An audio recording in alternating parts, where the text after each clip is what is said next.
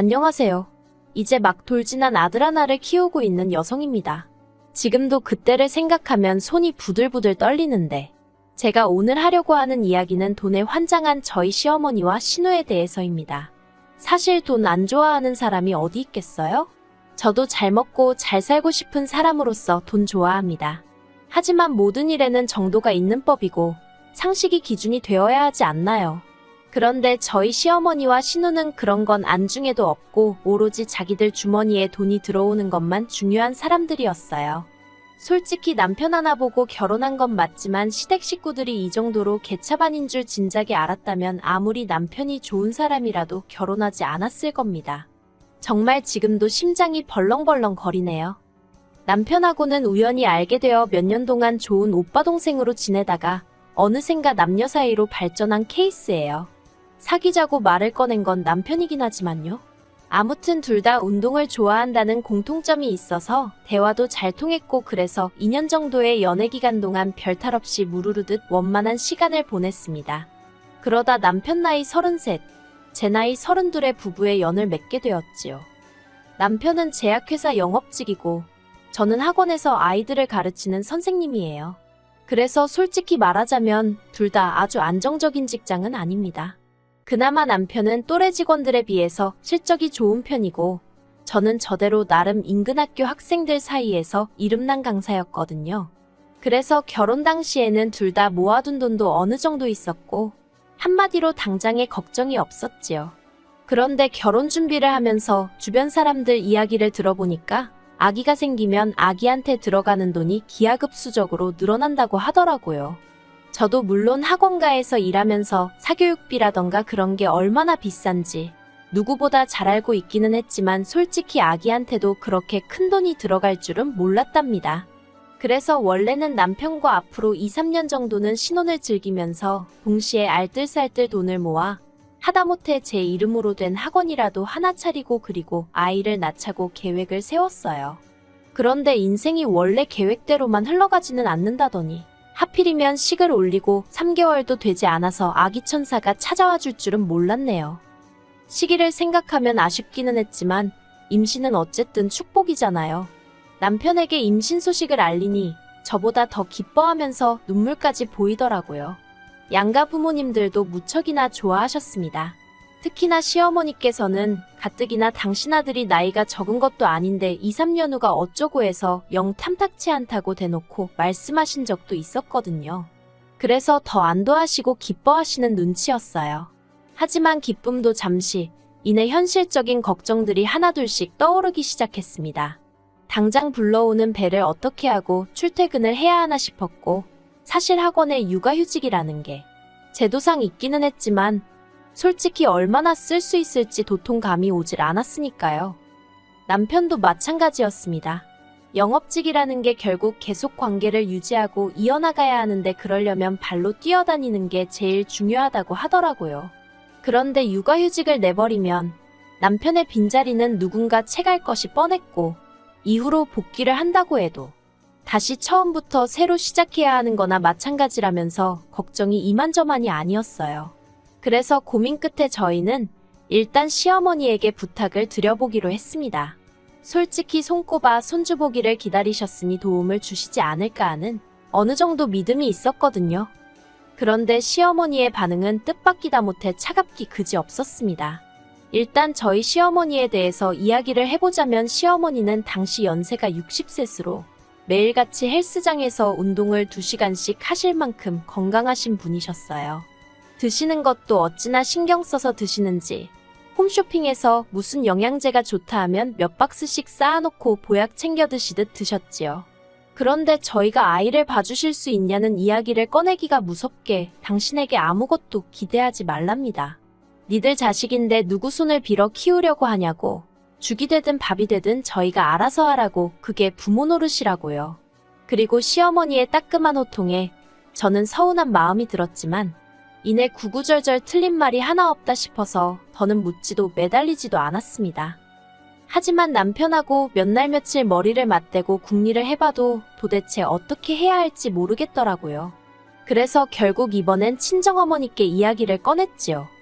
그러자 친정어머니께선 봐주는 건 얼마든지 해줄 수 있지만 당신이 운전을 못하니 어쩌면 좋겠냐며 안타까워하셨습니다. 그리고 이 부분에 있어서는 장모님이 봐주신다고만 하면 남편이 자기가 출퇴근을 하면서 아이를 데려다주고 데리고 오겠다고 하더라고요. 참고로 그나마 다행히도 남편 직장하고 친정하고 차로 15분 정도의 거리였어요. 그러자 친정어머니가 그러면 그렇게 하라면서 뭐 그런 걸로 걱정을 하느라 애를 태웠느냐고 태교에 안 좋게. 그리고는 덧붙이시길 제가 일전에 시어머니에게 물어본다고도 했었고 또 워낙 사돈 내서 손주를 바랬던 것을 알기에 당연히 그쪽에서 해주겠거니 하고 신경을 안 쓰고 계셨답니다. 그래서 아무튼 진작에 말하지 그랬냐며 이제 그런 건 신경 쓰지 말고 즐거운 생각만 하라고 하시는데 저도 모르게 눈물이 왈칵 쏟아지더라니까요. 그리고 시간이 흘러 저는 건강한 남자아이를 낳았습니다. 이때도 물론 양가로부터 넘치는 축하를 받았어요. 하지만 이렇게 비교하는 게 솔직히 올바른 일은 아니겠지만 저도 사람이다 보니 눈에 보이는 게 있고 귀에 들리는 게 있잖아요. 친정에서 해주는 축하와 시댁에서 해주는 축하에는 많은 차이가 있었습니다. 일단 친정부모님은 아이도 아이지만 제 몸 상태를 무척 염려하셨기에 산후조리원은 돈 아낀다고 싼 데 가지 말라며 현찰로 300만 원을 주시더라고요. 더 주고 싶은데 당신들도 여유가 없다며 오히려 미안해하시며 말이에요. 그런데 시댁에서는 애기 내복 2벌 사주고 끝이었습니다. 그리고 이때도 하시는 말씀이 애는 어차피 빨리 크니까 좋은 거 해줘봤자 기억도 못한다나요. 게다가 그게 끝이 아니라 애 보러 오느라 새벽부터 서둘러서 너무 피곤하다며 병실에 누워있는 저와 그런 저를 돌보는 남편에게 돈을 요구하셨습니다. 당신은 집에 가는 길에 시아버지랑 신우랑 장어라도 사 먹고 들어가야겠다면서요. 그러니까 그때는 그 순한 저희 남편도 화가 났는지 사람 쪽팔리게 하지 말고 그냥 가시라며 큰 소리를 내대요. 친정부모님 덕분에 2주에 500만 원짜리 제 기준에서는 정말 럭셔리한 산후조리원에서 몸을 추스리고 그렇게 집에 돌아왔습니다. 그리고 학원 원장의 배려라고 해야 할지 한 달 정도의 휴가를 받아 제 예상보다 좀 더 휴식을 취할 수 있었지요. 그리고 학원에 복귀하면서 계획대로 친정어머니가 아들을 봐주기 시작하셨습니다. 참고로 친정어머니께는 한 달에 100만 원씩 드리기로 했는데 사실 저도 남편도 너무 잘 알고 있었어요. 애 봐주는 소위 이모님들 시세에 비하면 터무니없이 적은 돈이라는 걸요. 하지만 친정어머니는 물론이고 친정아버지도 오히려 손자랑 시간을 보내게 돼서 좋다며 돈은 무슨 돈이냐고 절대로 안 받겠다 하시는 걸 설득하여 간신히 100만 원으로 합의를 봤네요. 대신 남편에게는 미리 당신이 알다시피 친정부모님이 너무 적은 돈을 받겠다 하시니 두 분 생신이나 명절에 용돈을 좀 더 넉넉히 챙겨드리겠다고 했습니다. 남편도 흔쾌히 그렇게 하라고 했고요. 그리고 이후로 한동안은 아무런 문제가 없었어요. 남편이 시댁 식구들 앞에서 그 이야기를 하기 전까지는 말이지요. 그날은 시어머니의 생신이라서 저희 애도 데리고 시댁에 갔습니다. 그런데 시어머니께서 저희 애를 보자마자 애가 왜 이렇게 말랐냐며 피죽도 못 얻어먹은 것 같다고 그러시는 거예요. 참고로 당시 태어난 지 7개월이었고 체중은 9kg 가까이 나가고 있었습니다. 또래 평균치보다 많이 나가면 나갔지 절대로 적은 수치가 아니었어요. 그리고 남편도 그런 시어머니의 말도 안 되는 억지가 어이가 없었는지 애를 무슨 천하장사로 만들 것도 아니고 이상한 말 좀 하지 마시라며 면박을 주대요.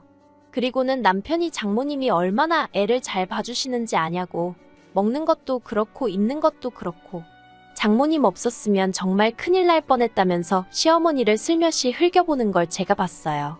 그러니까 시어머니가 니네가 돈을 한 200씩은 주냐 하셨고 남편이 200은 무슨 100밖에 못 드려 하고는 대답을 했는데 한마디로 그게 낚시였던 거예요. 시어머니가 눈을 진짜 튀어나오겠다 싶을 만큼 동그랗게 뜨시더니 아니 무슨 손잡아주면서 진짜 돈을 받냐고 화를 내셨습니다. 그리고는 저희더러 니들 나한테 부탁할 때는 돈 얘기는 안 했잖냐? 하시대요. 아니 돈 이야기 할 틈을 안 주신 건 시어머니셨는데 말이지요. 남편이 그런 시어머니더러 그럼 당연히 돈을 드려야지 안 드려? 일주일에 5일씩 애를 봐주시는데 엄마는 아예 봐줄 생각도 없었으면서 이제 와서 왜 난리야? 하고는 순식간에 서로 간의 오가는 언성이 높아졌습니다. 그리고는 시어머니 생신이고 뭐고 남편과 저는 먼저 집으로 돌아갔지요. 그런데 이튿날 시어머니에게서 연락이 왔습니다. 당신이 곰곰이 생각을 해봤는데 친정에다가 100만 원씩 주고 애를 맡길 거면 차라리 당신에게 맡기랍니다. 대신 당신은 150만 원씩 달라는데 그 이유가 집에 신우도 있으니 여자가 둘이니까 150을 달래요. 어이가 없었지요. 제 입장에선 여자가 둘이건 셋이건 간에 친정어머니가 제일 믿음이 가고 편했으니까요. 그래서 이제 와서 그렇게 하는 건 아닌 것 같다고 딱 잘라 말씀드렸습니다. 제 입으로 말하기 부끄럽지만 저희 애에 대해서는 친정어머니가 전문가라고 해도 될 만큼 이제 많은 걸 알고 계시고 애도 저희 친정어머니랑 보내는 시간에 적응을 한 상황인데 갑자기 어머님한테 맡기는 건 여러 가지로 아닌 것 같다고요.